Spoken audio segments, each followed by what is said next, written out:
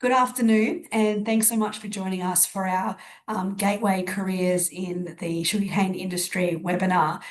We really appreciate the time of the panelists for joining us today, but also our attendees as well. A lot of them will be teachers who have stepped in straight after school, so had a big day and joined us straight after their school. So thank you so much for your time.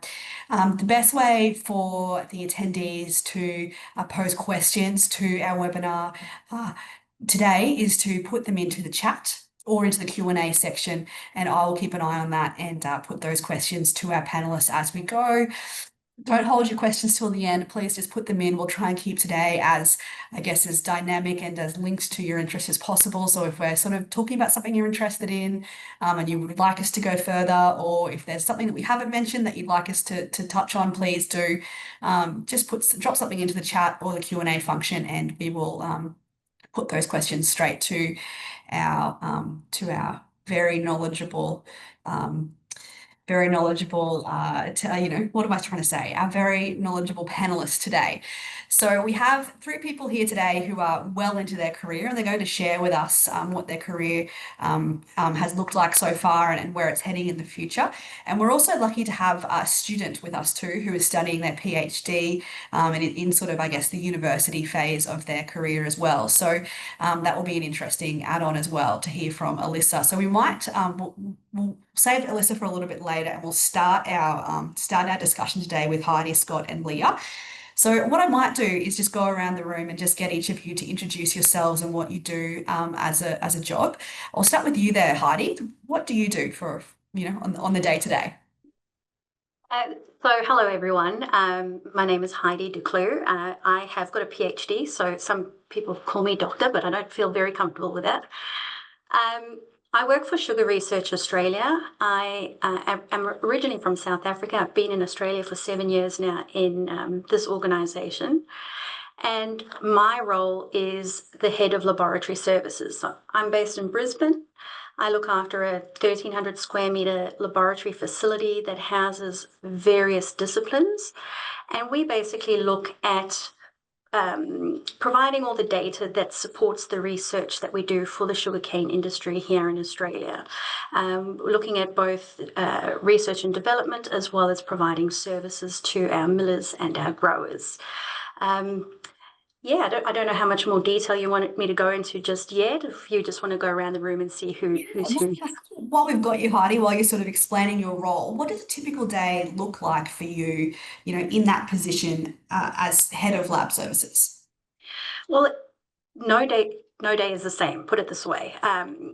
Looking after 7 different disciplines, ranging from looking at pests and diseases, looking at entomology, which is, all the bugs that affect sugarcane. We also grow sugarcane from tissue culture, so we actually have a nursery inside the lab facility that we supply sugarcane plants to growers. We do all the chemistry work, so we look at all the soils, we look at all the water, and we do a lot of work with the Reef Trust, looking at water runoff, and various other things, even including the genetics of sugarcane and how we can try and select parents to produce superior varieties going forward. So no day looks the same. We have different things happening all the time, and being sort of the person who looks after all the teams, I'm just really making sure that everything's running smoothly, that we are delivering on time. Usually involved in a lot of meetings, but every now and again, I do also have the pleasure of actually getting my hands dirty, getting myself out into the field, being part of the research that's going on. So, it's exciting. The good thing is that I'm not only involved in delivering what we're looking at doing for the industry, but also looking at the strategic side and seeing, well, what can we be doing going into the future? How can we improve the industry? How can we ensure the sustainability? How can we increase the productivity across the whole chain, from, the soil nutrition to growing superior varieties to the final product, which is, at the end of the day, producing good quality sugar that we either use internally, domestically, or that we export overseas. Okay, thank you so much. That was a great way to explain what you do. It sounds like a really, I guess, broad-ranging job at the level that you're at, looking after lots of people. On to you, Scott. I sense that there might be some similarities here in terms of application of science and those type of ideas. Is that correct to say, as an agronomist? Can you tell us a bit about your career, please? Yeah, for sure. Yeah, so as an agro, we sort of follow on from what the good work that Heidi and SRA are doing to generate that data, and we spend a lot of time taking the learnings from that and taking that into the paddock and extending it to growers and using it to make the growers more productive. So as an agro, that's the day to day of being an agro is giving advice, working with growers and giving advice and recommendations on how to make their crop better and more productive. So that's the agronomy side of what I do. Yeah. Mm. And I guess trying to drill down a bit and give people like a bit of a snapshot of your life, jump up, have your brekkie, and then where are you heading first? Are you sort of mostly in the office or are you mostly outdoors? What does your day entail specifically?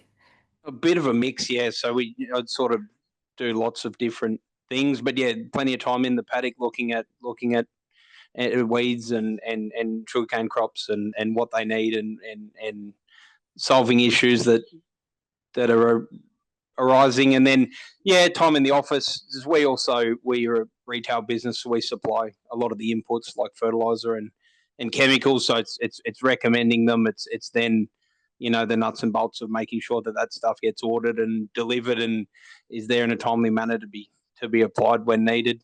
That's the main of it, but there's lots of different things like looking at some of the research. We do some trial work as well, assessing trials and working out what the not just what's going to solve our problems now, what's going to solve our problems into the future, things like that. Mhm. Is agronomy what you thought it was going to be when you decided to head down that path? Yeah, it is. It's funny because I always wanted to be an agronomist, and then I got talked out of it and came back to it after, and it is what I always thought it was going to be. Yeah, yeah. I imagine in my mind it would be all out in the paddock. So to hear that you're sort of, I guess, back in the field, but maybe that's a part of being a business owner as well. Maybe that not all agronomists are on that sort of the business side of things as well. Yeah, that's right. That's probably two different roles. Yep. Mhm. But then agronomy, there's a lot of time in the paddock. There's a lot of time, but there's a lot of time reading research data and Mhm. doing that kind of stuff to know what you're looking at in the paddock as well. So I don't, I love being in the paddock, but I haven't found a job yet where there isn't some level of sitting behind a desk. Yeah, yeah. And then thanks so much, Scott. Moving on to Leah, we've got a bit of a clue of what you're going to be talking about, Leah, in your background there. But tell us a little bit about your role and your day-to-day, I guess, work life. Yeah, so I actually do a couple of roles. So first and foremost, my husband and I own a sugarcane farm. Our farm is around 140 hectares, which we operate on the southern side of the Herbert River district in Ingham. So that keeps me busy. I'm not traditionally from a farming family. My husband is, so we're fairly new farm owners, buying in around 2018. So because I'm not from a farming background, it's been a very big learning curve for me, and I've been thrown into all the paperwork side of things, so bookwork, BMP record keeping, ordering fertilizer, fuel, updating farm maps, looking after sugar pricing. So there's quite a few jobs to do, as well as jumping on the tractor every now and again and helping out. And carrying irrigation pipes and all that fun stuff. So so I've been thrown in the deep end a little bit, but I have learnt a lot in the last 7 years. And that then sort of pointed me toward becoming a director of the local Canegrowers board here. So they were looking for diversity on their board, for women, for younger growers to come on board and have a voice. So I've now been on the board for coming up to 3.5 years. And again, a steep learning curve. So probably should just give everyone a background on Canegrowers. We are almost 100 years old. We'll be 100 years old next year. We're the peak industry body for sugarcane growers in Queensland. And we're very proud to say that we're a grower-led organisation. So all the board members on local levels and on state level are all growers. So, you know, we're on the ground every day. We know the issues that we're facing. So we think that's pretty unique, and it allows our members to come to us with issues that we understand that we can then take back and advocate for them, not only locally, but also on a state level. And then obviously from there it goes to federal and an international level as well. So we have a head office in Brisbane, I guess you would call it, and then there's 13 district offices in Queensland. And sugarcane's grown all the way from Mossman, still currently, right down to northern New South Wales. So it's a pretty big industry. Even though we're small in the worldwide scale, we're fairly big for Australia. So yeah, so with my cane growers role as a director, my main role is to advocate for growers, so to hear their concerns, bring them back to the boardroom. I'm also just newly appointed to the Policy Council, so I do travel to Brisbane and then pass those issues along to the committees down in Brisbane. So my committees are the Environmental Committee and also the People, Community and Culture Committee. So I find those areas very interesting. And then also as part of my role, I've been very heavily involved with BMP, NMP budgeting, record keeping as well. So we ran a major grants program for the last 3 years where we were able to give growers grant money to go towards practices that they could implement on their farm that would improve water quality. So whether that be a stool splitter, fertiliser box, or bed renovators, legume planters, things like that, mill mud spreaders and things like that. So I've learned a lot in the space of that type of thing as well, and been able to help growers through that process. Yeah, and then there's just general industry issues. So we advocate you know, with all the stakeholders involved, including the local mill, Sugar Research Australia, QSL, our local prod board, the harvesting sector. We also offer services in our office of payroll, insurance, and we have branches as well. So we have a women in sugar branch that I'm heavily involved with, as well as a young grower branch that's fairly new that we've started. And then we've got other working groups, like we're just about to start a harvesting working group because we've got a few issues in our district with workforce and things like that. So it's really a multitude of things that we do. And yeah, it's hard to put it all in one sentence, I suppose. Yeah, and hard to find time for farming around all of that, I would imagine. Yes, and Your my life, children. you're pretty busy. And your children, yeah, exactly. Yes, I would imagine yeah. you're pretty busy. Yeah. Yeah. Cool. Well, thanks so much, Leah. And as you were speaking, I realized I neglected to introduce myself. So I probably should start there. I should add that as well. It would have been a good place to start, but now's as good a time as any. So my name's Amy McCosker. I work for Seeker University's Agri-tech Education and Extension team. We're partnering with the Queensland Government for the Gateway to Industry Schools program, the agribusiness portion of that project. And the idea of the project is to partner between, or to help with the partnerships between schools and key Queensland industries like the sugarcane industry that we've come together to discuss today. The hope is that we enable young people to acquire the knowledge, the skills and the attributes to participate in the state's economy. Specifically today, we'll be talking about sugarcane farming. And as Leah just mentioned, there is, you know, obviously a labour need, a workforce need in that industry as well. And there's always the need for emerging leaders as well. So we're going to be talking about a whole spectrum, I guess, of opportunities today for students and for, I mean, anyone. Maybe you're a teacher listening and you're thinking that you'd like a career change. It's a bit cheeky to suggest that, but perhaps, you know, there's opportunities for everyone within agriculture. We know that. And each week, while we do a different webinar speaking about a different industry, it's, you know, it's just shown that the, I guess, multitude of opportunities available. So specifically today, we'll focus on the sugarcane industry. I should mention our project partners in the Gateway project are AgriFutures Australia, the Queensland Agricultural Teachers Association, and the AgForce School Industry Partnership Program as well. So we're working with all of those organisations to bring today together. So now that we've got a bit of an introduction to who we're speaking to today, let's have a chat about, I guess, the inspiration to entering a career in sugarcane. We're lucky in Australia. There is lots of different industries that any person interested in agriculture could choose to work in. But the three individuals we have in front of us today have chosen the sugarcane industry in Australia to, I guess, specialize in. So, starting with you, Heidi, what was, I guess, the inspiration for sugarcane and what pathways did you follow? You mentioned a lot of, I guess, university education there. So, what were the pathways you followed to get to where you are today? Well, I think my story is probably a little bit different in that sugarcane found me, and it really was about opportunities.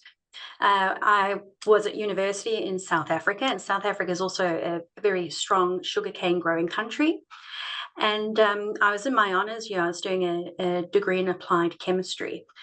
So it was my honours year of my BSc degree, and we had a project that we had to choose. And a couple of the projects that were on offer were sponsored by our local sugar research institutes in South Africa. And so I decided to do one of those because it was really interesting. And clearly I did well because the company then offered to sponsor my master's program, which was looking at solving a problem in the South African sugarcane industry. And needless to say, that ended up becoming a PhD study. And it's really interesting because it was about a fungus that infects cane and it consumes the sugar. And then what happens is it produces a biopolymer. And once this gets into the sugar processing stream, it actually makes it really viscous. So you can't exhaust all the sugar and you end up having sorts of issues. So the study was to look at how we could, first of all, identify the polymer and to see whether we could make something productive out of it. So ultimately, my study was about a fungus that consumes sugar and poops out bioplastics. And it was really, really fascinating. Ultimately, And that was a problem. Sorry to interrupt you. A problem in South Africa. Does that link here? Is there a similar, or is it just a problem in South Africa? primarily a problem in countries that have a cut to crush delay, because they don't have the advanced transportation systems like we do have over here in Australia. We're able to crush that cane within 24 hours here. In South Africa, that cane can sit, it's burnt cane, first of all, so it's susceptible to infection, and that can sit out 7 days sometimes before it gets processed. So that gives a lot of opportunity for microorganisms to consume that sugar and produce all different funky products. So it is primarily a problem in countries that don't have advanced transportation systems, not necessarily one that we have here. However, what I learned through that whole program was the entire sugar manufacturing process. And in that whole process, in getting my PhD, I ended up getting a job at the company, and I was looking after the laboratories over there and doing a lot of research there. But the opportunity that came was I was basically headhunted by Sugar Research Australia to fulfill a similar role here in Brisbane. So, fast forward, I've spent 7 years here and applied everything I've learned there and developed my career whilst being here. So having moved from just being the head of the laboratory, the chemistry laboratory, now to being in senior management and looking after, like I say, 7 different disciplines and being involved in technology development and everything, it has really been a sweet career. That's a nice way to say it, yeah. And did you like the sugarcane industry, I guess, specifically found you, as you said, but were there interests or subjects that you studied, I guess, maybe even at a high school level that you use now? Like if there's teachers listening that, what sort of, if they were looking at going into a career in, say, research and working in labs, are they looking for students with a particular interest in particular subjects, do you think? The foundation for getting into anything like I've gotten into is I'd say maths and science, or biology and science. And one of the subjects that I added to the mix was speech and drama.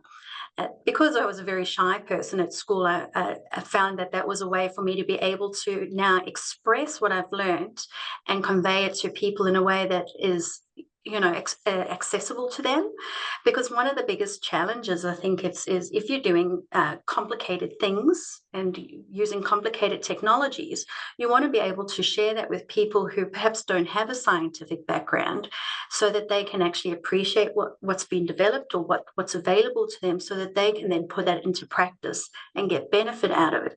So for me, a lot of the whilst all those are the foundational subjects that you require to be able to get the degree to do the work, I think the most satisfying part of everything that we do is actually developing something that has tangible benefits and outcomes, and that can actually benefit the farmer or benefit the miller out there. And, you feel some sense of pride that you've been involved in that whole chain, and that you're able to say that as Australia, we are one of the superior sugar producers in the world. Yeah, that's lovely. Yeah, my past career was as a journalist, and now Okay. working in, I guess, this science communication side of things, specifically, I guess, agricultural science. I think you're exactly right. There's no point in doing all this amazing research and all this amazing science in the background if we can't communicate to the community why it's important and why it's exciting and why it's interesting. There's no benefit if the research just sits on a shelf in papers and isn't actually applied to the industry. So yeah, I think that's interesting. And I think it's important for the teachers to hear that, while science and maths is super important for these sort of science careers, there is roles within agriculture for people who might be more on that humanities and communication side of things. So yeah, that's some interesting points. Thank you, Heidi. Over to you, Scott. What inspired you to pursue a career in sugarcane, and what pathways brought you to where you are? You mentioned that you always wanted to be an agronomist, so you're living your dream in a sense. You got there. How did you get there? Yeah, I did. I was a bit of a circuitous path, but not to be an agronomist. So yeah, I grew up on a banana farm in the north coast of New South Wales, and actually always, to go back a step, thought I was going to be a banana farmer, but that that industry didn't hold up. So then it was agronomy, and then I actually got talked out of doing that because I probably did a little bit. The perception was I did a little bit too well at school to be going and being an agronomist. So I went and actually did biochemistry at university, and then 3/4 of the way through that realised that I didn't want to just work in a lab. I wanted to be out in the paddock and doing stuff. So I just went back to and pursued a career in agronomy. For sugarcane specifically, I actually chose to be in the sugarcane industry for the lifestyle. So I had a bit over 10-year career in broadacre farming, like cotton and wheat and canola and sorghum and all those sorts of crops. And then I had a young family, and we wanted to live on the coast, grow up on the coast, and we wanted to live on the coast. So we looked all around Australia because I still wanted to work in a serious like farming type enterprise and area. And we looked over the country, and yeah, there's nowhere better to live than North Queensland and work in sugarcane. So that's how I made the decision to be a sugarcane agronomist. Yeah. Where were you working in Broadacre? So northwest New South Wales, so sort of like from the border, place like Moree and Narrabri. We actually lived in Tamworth, but I used to be across a business that did, sort of like Moree, Gundawindi, Moree, Narrabri to Liverpool Plains, like Gunnedah, and across to Dubbo, sort of central west a little bit. Yeah, we might be a bit biased, I guess, all based in Queensland, but the weathers might be a little bit better in North Queensland than it is in Tamworth. Yeah, that's right. Yep. So, biochemistry at university, Yep. wow. But when you were at school, what were the sort of things that you were focusing on, and were there skills there that you were learning that you've applied, now in your career, do you think? Oh, yeah, definitely. Like that's chemistry and biology are the two big things. Chemistry, biology, and maths, and luckily that's what I did biochemistry because I went so well in biology and chemistry. I just picked both of them. Had a natural Yeah, knack for it, I guess. yeah. But to be honest, it's actually in a way. So I didn't do anything agricultural at university, but most of agronomy actually is biochemistry. Biochemistry is how how a plant works, and we're trying to optimize the growth of a plant. So it actually worked out quite well. But yeah, so high school was chemistry, biology, maths. I think Heidi actually absolutely nailed it with the extension part though. Like I've seen a lot of highly technically competent agronomists that didn't succeed because you can have all the knowledge in the world if you can't explain it to someone in a way that makes them understand and applicable to what they're doing so that they can adopt it. It doesn't get you anywhere. So I think that's a really good point. Yeah, and another thing that we've sort of been discussing in a few different industry webinars has been that sometimes it's the students that are interested in agriculture that get put down that pathway, but the students who have an interest in other things, like the application comes across, like you can be a really astute student when it comes to science and mathematics and those sort of things. And like you said, there's a presumption that then they should be studying pure sciences at university, and perhaps they're too clever to be looking at agricultural applications for those sciences. But we desperately need them, right? There's a huge amount of jobs and opportunities for these students to be applying their knowledge to the agricultural field. Yeah, definitely. Yep. Thanks, Scott. What about you, Leah? You've got a different, I guess, career path again. What inspired you to come into sugarcane? You said it was perhaps the purchase of the farm. And, what pathway in your life led you to where you are? My background is I was a travel agent prior to this, and then I was a stay-at-home mum for 11 years. So it really sparked when my husband decided he wanted to buy the farm. I thought, well, if this is going to be our income stream, then I need to be involved as well, because I think a lot of farmers, especially in our district, and it's probably similar across the board, but a lot of farmers inherit a farm, or they've been farmers their whole lives, and they've sort of grown up that way, that they don't think of it as a business. And I think that it's really important, especially in this day and age, that we think of it as a business, because obviously cash flow situations and making a profit and all of that type of thing, but there's a lot of regulations upon us and a lot of things that we have to deal with, that I think that if you don't have help or other parties involved to assist you through that, I think you can fail at it. So I know my husband's more than happy to grow the cane. He also works full-time at our local sugar mill. He doesn't have time to be doing the things that I've been helping do. So whilst we, collaborate and do it together, it's, at the end of the day, it all falls on me to make sure that those things happen. So I was just keen to be involved because I think that's our business, and it's my, that's my responsibility, I suppose.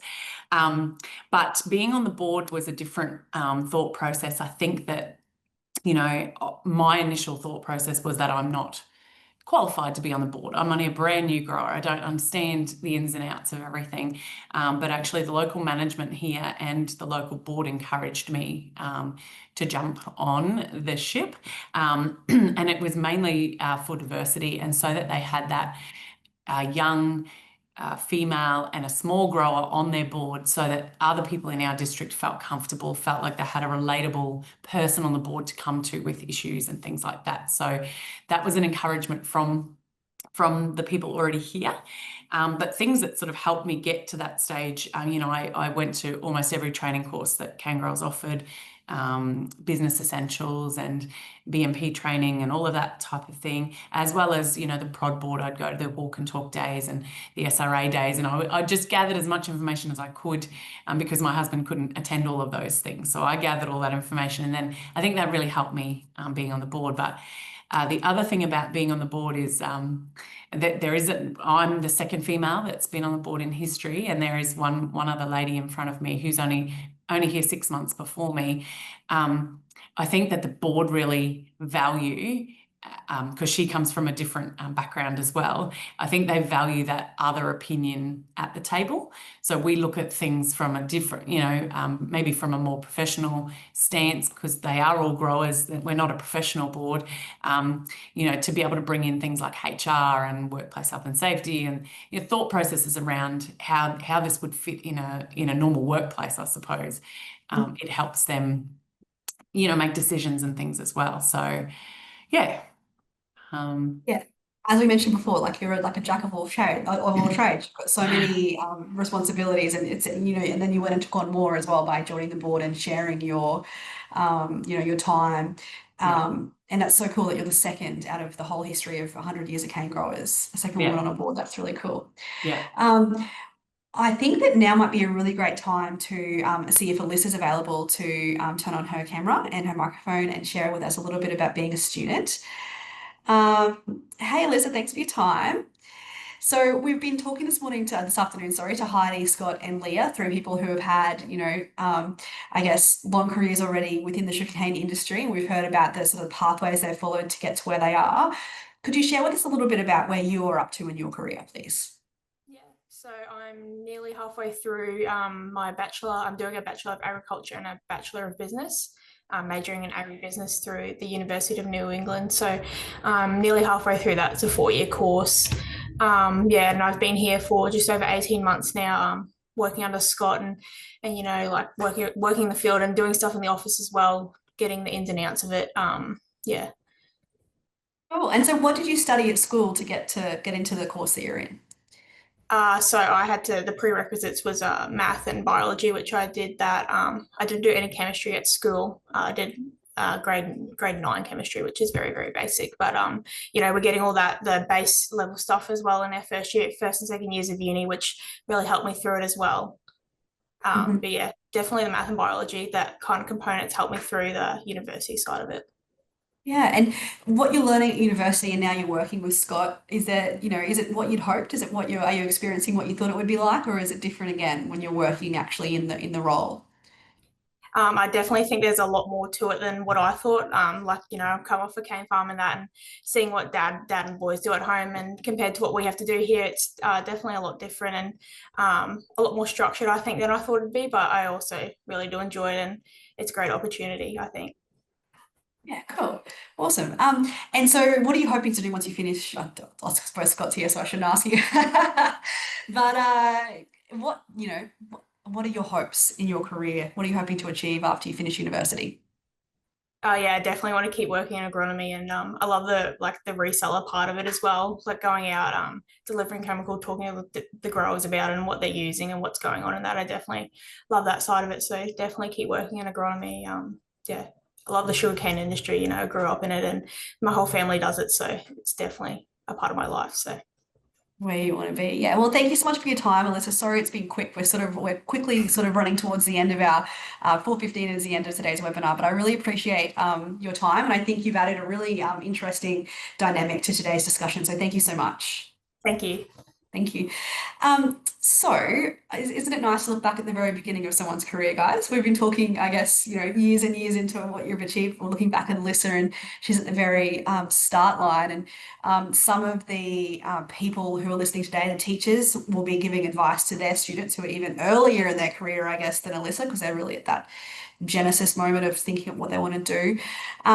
What I wanted to ask you was, what emerging roles or trends do you see in the sugarcane industry, I guess, opening up for people with new careers? In previous webinars, other industries that I've asked this question, the focus has really been on technology. Would you say that, Heidi? Do you think that that's where the emerging roles are coming in the sugarcane industry? Oh, absolutely. I can echo that. There's a lot of push towards precision ag, and a lot of the research that we're involved in is trying to make smart tools. So be able to collect data quickly, to be able to apply things like, Smart BMP or 6 Easy Steps or something like that, to be able to give the grower on the ground advice or, tips on how to do things better. So definitely think that there is a place for AI going forward, because as we get more data with the technology, we're able to collect more data. We have AI at our disposal. How can we make that work for us to have these smart tools at our fingertips?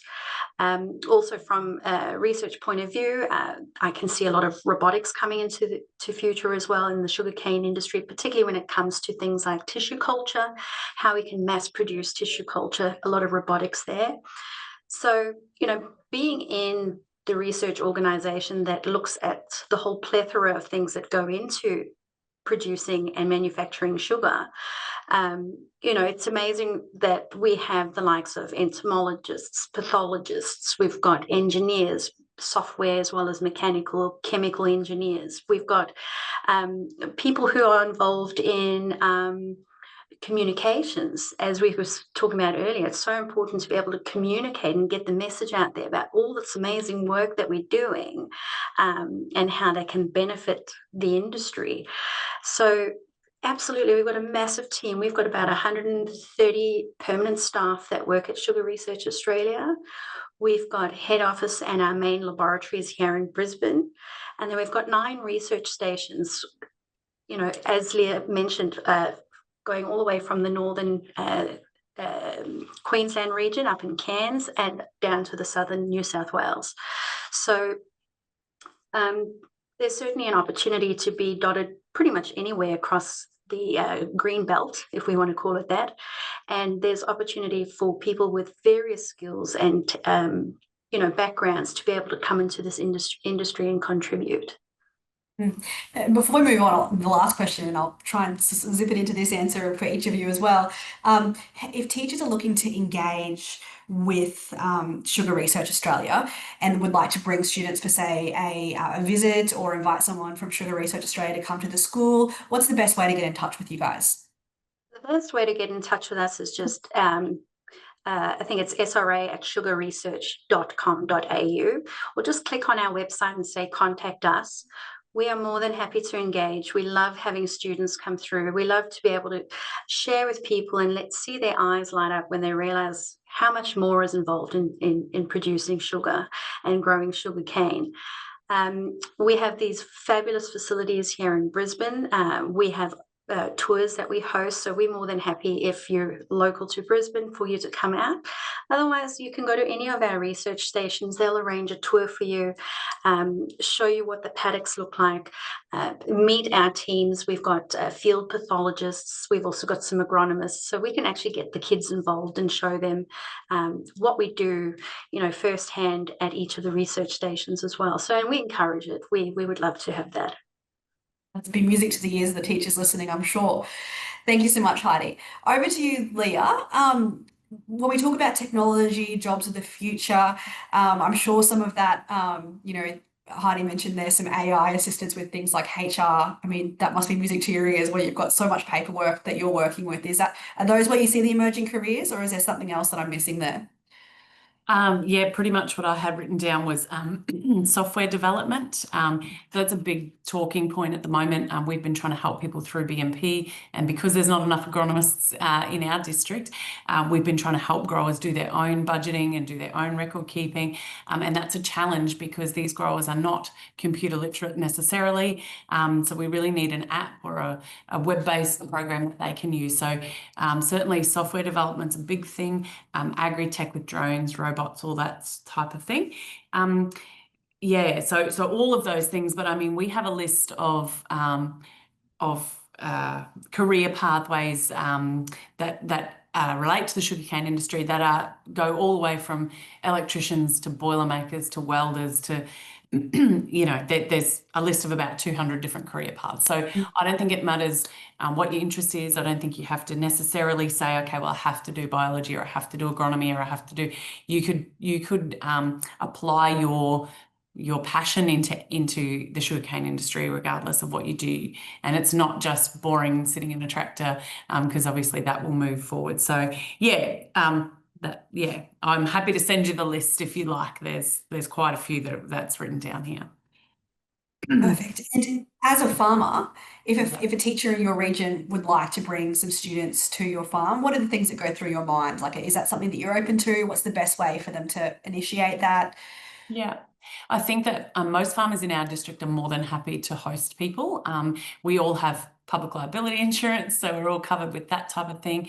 And people are keen to show off what they do and gain that sort of interest back into the industry as well, because a lot of growers are of the older demographic, so it'd be great to get some young people interested. As cane growers, we already engage the schools in our district, so we're going out and planting some plots in their paddocks where they can harvest them for show cane next year. We also go out and provide presentations to the schools if they need it. And Canegrowers has a program called One Plant, Many Products. It's actually a curriculum-aligned resource for years 5 to 8. So that can be found on our Canegrowers website. So I know one of the schools here locally has used that in their curriculum to teach their children about different areas, and it can be related to maths or science or different areas, but it's just got that sugarcane sort of undertone to it. So that's available as well. Right. Leah, one of the teachers has actually asked in the Q&A section for the list Yes. of jobs. Yep. I'll move on and have a chat to Scott, but are you able to drop the link to the list in the chat? Yeah, Is that possible, do you absolutely. think? Yeah, Yep, thank no you so problem. much. That's okay. I think the teachers would love to see that. And the One Plant, Many products sounds like an interesting link as well. Yeah, it is. I can see if I can put that in there as well. Good luck. Yeah, we've got a couple of minutes. Okay. And if not, I could figure out how to email the attendees as well. That's also an option, but we'll try and get it back to you, Tanya. Thanks for the question. Now, Scott, emerging roles and trends. I'll give you the floor for the last couple of minutes, I guess, of our webinar. Where do you see the, I guess, emerging opportunities in specifically the sugarcane industry going forward? So I see the big thing that I see in sugarcane is the lack of agronomists, the lack of technical people in the industry. Like Leah just mentioned, they've got a shortage in their area. That's quite common in a lot of districts. Look,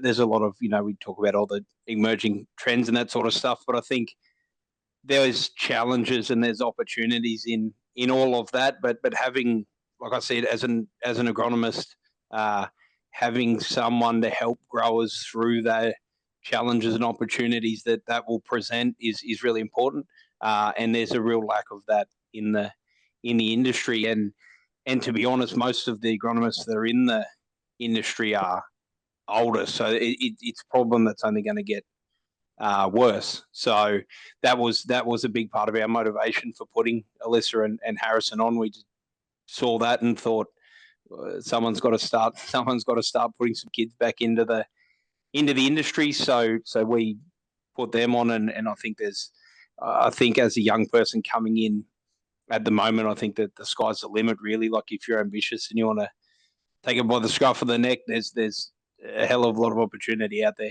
in the cane industry. I think generally speaking in agriculture, they say for every one graduate, there's 10 jobs or something. It's probably an old stat, probably changed since I heard it, but yeah, it just gives you a bit of an indication of the opportunity out there. It's not like they're going to be, fighting for, a scrap of opportunity. I think that generally speaking across agriculture, but I can definitely tell specifically in the sugarcane industry, they'll be welcomed with open arms and lots of opportunities will be available to them. So, thank you so much for your time today, Heidi, Scott, and Leah, and also to Alyssa as well for jumping in and sharing a bit about her career so far with her university studies and time with Scott as well. We really appreciate all of your time and insight, and hopefully the teachers have everything that they'd hoped for as well out of today's presentation. If you have a look in the Q&A section, you can see there where Leah has dropped the link for the Canegrowers research, Canegrowers educational resources.